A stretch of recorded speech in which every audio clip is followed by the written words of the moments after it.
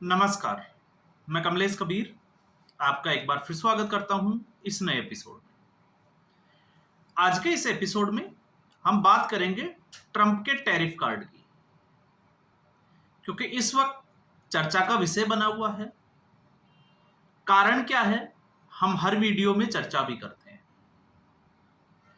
लेकिन 7 अगस्त को प्रधानमंत्री नरेंद्र मोदी का एक स्टेटमेंट, और स्टेटमेंट यह था कि वो किसानों के लिए, जिसमें उन्होंने नाम लिया किसानों का, पशुपालकों का और मछुआरों का,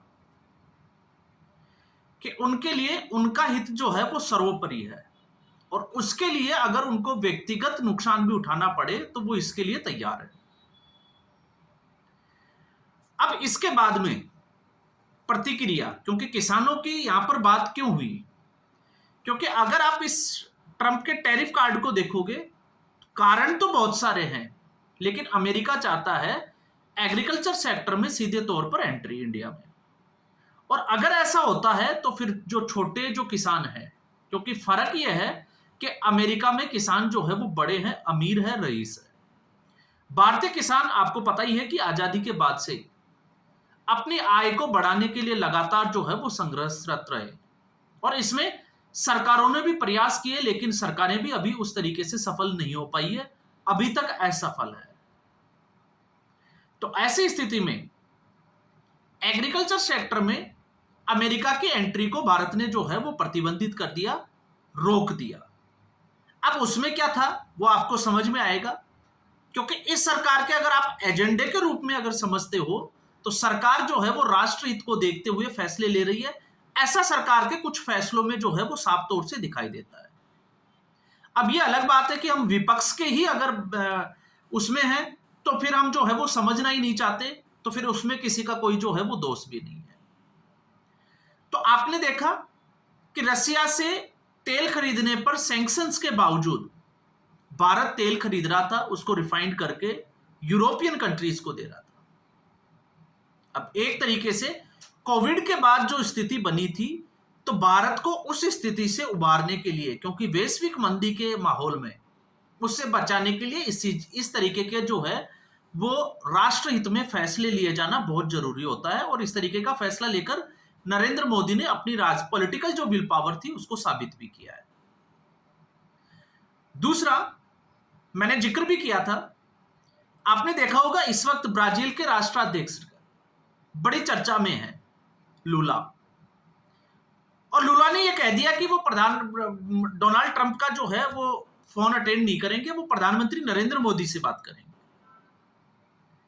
जबकि इसी ब्राजील के साथ, क्योंकि ब्राजील से भारत जो है वो इंपोर्ट करता था edible oil, vegetable oil, soybean का ऑयल,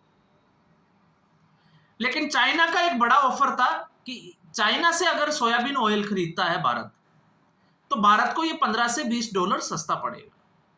तो ऐसी स्थिति में भारत ने फैसला लिया राष्ट्रहितों को देखते हुए चाइना के साथ में जो है वो डील फाइनल कर। अब आप देखिए, कूटनीतिक स्तर पर जो है वो ब्राजील अमेरिका के साथ ना होकर भारत के साथ खड़ा है, लेकिन फिर भी भारत जो है वो चाइना से एडिबल ऑयल खरीद रहा है। अब आप सोच रहे होंगे कि चाइना के साथ अब जो है वो मोदी की मुलाकात होने वाली है 31 अगस्त को। मैं इससे पहले की बात कर रहा हूं, क्योंकि डील इससे पहले ही साइन हो गई थी। तो जहां पर चाइना जो है वो प्रतिद्वंदी, ऑपरेशन सिंदूर के बाद एक स्थिति बनी हुई थी प्रॉक्सी वार की, कि चाइना जो है वो खुद सामने आकर नहीं लड़ता, वो पाकिस्तान को जो है वो आगे कर रहा है। लेकिन फिर भी भारत ने राष्ट्रहित को देखते हुए सोयाबीन ऑयल जो है वो चाइना से खरीदना जो है वो ज्यादा उचित समझा। अब ऐसे में क्यों रोका गया एग्रीकल्चर सेक्टर में? क्योंकि वहां के जो दूध से बने हुए जो प्रोडक्ट है, दूध पाउडर की हम बात कर ले, तो खबर यह है कि वहां पर गायों को जो है वो मांसाहारी प्रोडक्ट खिलाए जाते हैं। तो एक धार्मिक मामला जो है वो भारत में बन जाता है, और दूसरा, इससे भारत के किसानों के ऊपर, क्योंकि अमेरिका जो है वो यहां पर अवेलेबल कराएगा, तो भारत के जो छोटे किसान हैं वो अपना माल कहां बेचेंगे, ये भी जो है वो एक अपने आप में बड़ा सवाल खड़ा हो जाएगा। अब ये तो हुई प्रधानमंत्री नरेंद्र मोदी के उस फैसले की बात।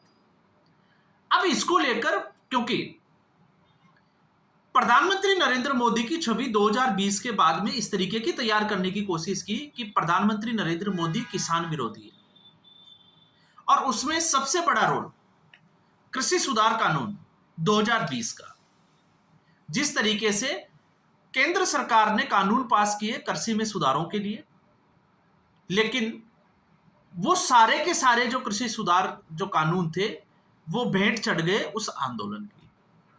अब आप आंदोलन की अगर उसको समझते हो तो आपको पता है कि आंदोलन क्या चीज था। आंदोलन की शुरुआत होती है छोटे किसानों को सुरक्षित करने से लेकर, अगर आप उसको पढ़ोगे तीनों कानूनों को जिस तरीके से उसमें जो है वो बनाए गए थे, तो उसमें शंका यह थी कि छोटे जो किसान हैं उनको सुरक्षित कैसे किया जाए। और इसको लेकर, क्योंकि भारत में जो है वो बड़े किसानों की संख्या कम है, छोटे छोटे खेतों वाले किसानों की संख्या ज्यादा है। अब उसमें यह तो था कि आप किसी भी कंपनी के साथ डील साइन कर सकते हो, किसी भी फसल को लेकर कर सकते हो, और आपको जो है वो उसको देना पड़ेगा, लेकिन आपको सुरक्षित, जहां शोषण की बात आती है तो सुरक्षित। तो आंदोलन शुरू हुआ, और आंदोलन शुरू होते होते पटरी से ड्रेल हुआ, उसको हाईजैक कर लिया गया, और फिर उसके बाद में तमाम तरीके की बातें जो है वो हम कई वीडियो में कर चुके हैं, और किस तरीके से किसानों के साथ धोखा हुआ नहीं हुआ उसकी भी हम जो है वो चर्चा कर चुके हैं।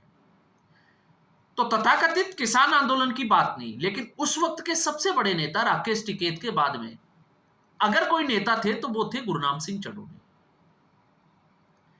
हरियाणा को जो है वो एक तरीके से ब्लॉक कर दिया गया था, रास्ते बंद कर दिए गए थे, दिल्ली को घेरने की कोशिश की गई थी। अब गुरनाम सिंह चड्ढूनी, उन्होंने जो है वो राजनीतिक तौर पे भी आप देखिएगा कि अपनी किस्मत आजमाने का पूरा प्रयास किया।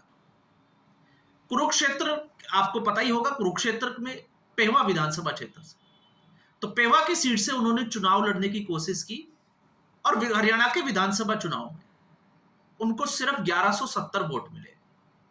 तो आप सोच सकते हैं आखिर गुरनाम सिंह चड्ढूनी अपना भरोसा कायम क्यों नहीं रख सके।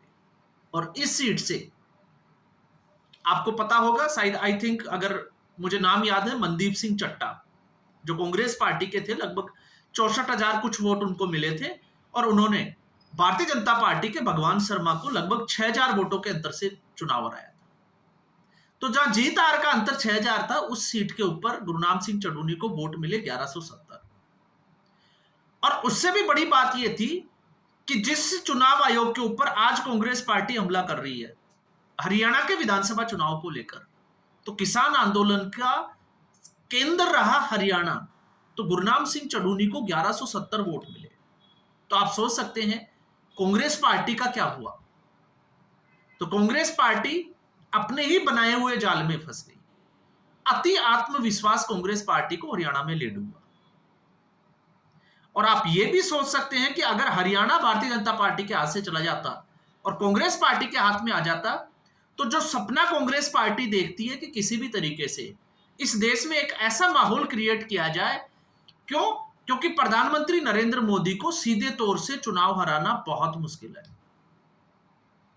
ना तो वो प्रधानमंत्री की कार्यशैली को पकड़ सकते हैं, और ना उनके दिमाग और उनकी सोच को पकड़ सकते हैं। और ऐसा इसलिए क्योंकि 10 बजे सोकर उठने वाला व्यक्ति सुबह उठने वाले व्यक्ति से जो है वो मुकाबला नहीं कर सकता। तो यहां पर स्थिति कुछ अलग थी। अब आप सोचोगे, क्योंकि वोट चोरी ये सिर्फ और सिर्फ जो है वो मुद्दों से भटकाने के लिए, अराजकता फैलाने मात्र का जो है वो एक साधन है।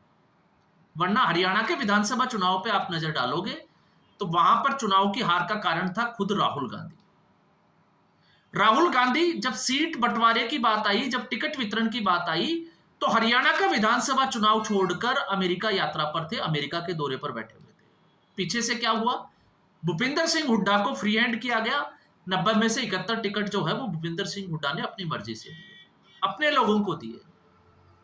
और भूपिंदर सिंह हुड्डा खुद भी ये नहीं चाहते थे कि 50 सीट से ज्यादा कांग्रेस पार्टी जीते, क्योंकि अगर ऐसा होता है तो भूपिंदर सिंह हुड्डा को मुख्यमंत्री बनने से रोक दिया जाएगा। तो भूपिंदर सिंह हुड्डा जो है वो हार का प्रमुख कारण था। बाकी तो मैंने आपको बता ही दिया था कि जस्सी पटवाड़ की नामांकन रैली में किस तरीके से कुमारी शैलजा को अटैक किया गया था। तो कारण बहुत सारे थे, लेकिन बात हम गुरनाम सिंह चढ़ूनी की कर रहे हैं, तो अचानक से गुरनाम सिंह चढ़ूनी ने अपना गियर चेंज किया और आज वो नरेंद्र मोदी को सपोर्ट करते हुए नजर आ रहे हैं। क्यों आ रहे हैं? क्योंकि उस आंदोलन से, इतने बड़े आंदोलन के बाद में नरेंद्र मोदी को हम एक तरीके से कह सकते हैं कि झुकाने के बाद, क्योंकि नरेंद्र मोदी ने माफी मांगकर उन तीनों कानूनों को विड्रॉ कर लिया, तो क्रेडिट तो आंदोलन को ही जाएगा कि उस किसान आंदोलन के दबाव की वजह से ही, कारण कुछ भी हो रहे हो, केंद्र सरकार को समझ में आ गया होगा या आ गया था कि यह आंदोलन किस तरफ जा रहा है, तो उसको खत्म करने के लिए भले ही प्रधानमंत्री नरेंद्र मोदी ने उन कानूनों को विड्रॉ कर लिया हो, लेकिन इस हरियाणा के विधानसभा चुनाव तक आते आते गुरनाम सिंह चढ़ूनी को यह समझ में आ गया था कि आंदोलन भले कितना ही जो है उन्होंने सशक्त तौर से खड़ा कर दिया, लेकिन वो अपनी छाप छोड़ने पे नाकामयाब रहे हैं। राजनीति का रास्ता उतना ही मुश्किल है, क्योंकि उन्होंने राजनीति में आने का सपना देखा था। हर कोई जो है वो 2010-11 के बाद में या 13 के बाद में जो है इंडिया अगेंस्ट करप्शन के मूवमेंट के बाद में सबको लगता है कि वो एक आंदोलन करेंगे और आंदोलन के बाद में वो एक राजनेता बन जाएंगे, और हर कोई यही कर रहा है। क्यों? क्योंकि अरविंद केजरीवाल की राजनीति की जो विचारधारा थी कि अब एक राजनीतिक सकारात्मकता पे होगी, ईमानदारी पे होगी और नई राजनीति देखने को मिलेगी, इसके कारण जो है वो देश ने भरपूर समर्थन किया अरविंद केजरीवाल का। लेकिन अरविंद केजरीवाल ने लोगों की भावनाओं के साथ क्या खेल किया, वो 2020 तक आते आते सबके सामने था। तो फिर गुरनाम सिंह चढ़ूनी क्या चीज था? आज राकेश टिकैत, और सबसे एक और अहम इसमें बात जो है वो हम कर सकते हैं कि राकेश टिकैत ने भी अपने फायदे के लिए किसानों का किस तरीके से फायदा उठाया। वो पश्चिमी बंगाल पहुंचे क्योंकि वहां ममता बनर्जी मजबूत थी, वो महाराष्ट्र भी गए, योगेंद्र यादव भी गया, आपको पता होगा, लेकिन इनकी एक नहीं चली। क्यों नहीं चली? क्योंकि ये पहले ही एक्सपोज हो चुके थे। तो यहां पे गुरनाम सिंह चढ़ूनी, अगर हमें ये लगता है कि गुरनाम सिंह चढ़ूनी जो है वो इस तरीके की, या हम कहें कि, क्योंकि कुछ लोग ये कह रहे हैं कि नरेंद्र मोदी का मैजिक है, नरेंद्र मोदी की राजनीति का स्टाइल है, नहीं। यहां पर गुरनाम सिंह चढ़ूनी को वास्तविकता का पता है कि धरातल के ऊपर गुरनाम सिंह चढ़ूनी जो है वो क्या है। उन्होंने किसान आंदोलन में भले ही लड़ाई लड़ी हो, लेकिन किसान आंदोलन की जो सफलता है वो असफलता का भी एक कारण है, और उसमें सबसे बड़ी असफलता ये है किसानों की, और इसमें कोई जो है वो गुरेज भी नहीं करना चाहिए कहने में, क्योंकि जो बात जो है वो बातचीत के रास्ते पर चली थी, आखिर उसको डिरेल क्यों किया गया? हर बार जो है वो एक नए मुद्दे के साथ मांग क्यों रखी गई? जब जब सरकार ने किसानों की मांगे मानी, तो अगली ही मीटिंग में आपने देखा होगा बाहर निकलते ही उनमें एक मांग और जोड़ दी गई। क्यों जोड़ दी गई? यह साफ तौर से इशारा था कि किसान आंदोलन हाईजेक हो चुका है। तो आज गुरनाम सिंह चढ़ूनी को लग रहा है कि प्रधानमंत्री नरेंद्र मोदी जो कर रहे हैं वो बिल्कुल ठीक कर रहे हैं। तो ये इतना बड़ा बदलाव जो है वो बदलाव है वो 1170 वोट का, कि इतना कुछ होने के बावजूद जिनके लाखों फॉलोवर सोशल मीडिया पे हो और वोट मात्र 1170 मिले, तो आप समझ सकते हैं उनको भी पता है कि लोग उनके साथ खड़े नहीं है, उनको अच्छे से जानते हैं। तो आज वही नरेंद्र मोदी जो है वो ट्रंप के साथ पंगा लेकर किसानों के हित की बात कर रहा है, और ये मैं नहीं कर रहा, ये गुरनाम सिंह चढ़ूनी कह रहा है। और वो ये भी कह रहे हैं कि किसान जो है वो प्रधानमंत्री नरेंद्र मोदी के साथ खड़े हैं। तो फिर अगला टारगेट कौन होगा? क्यों?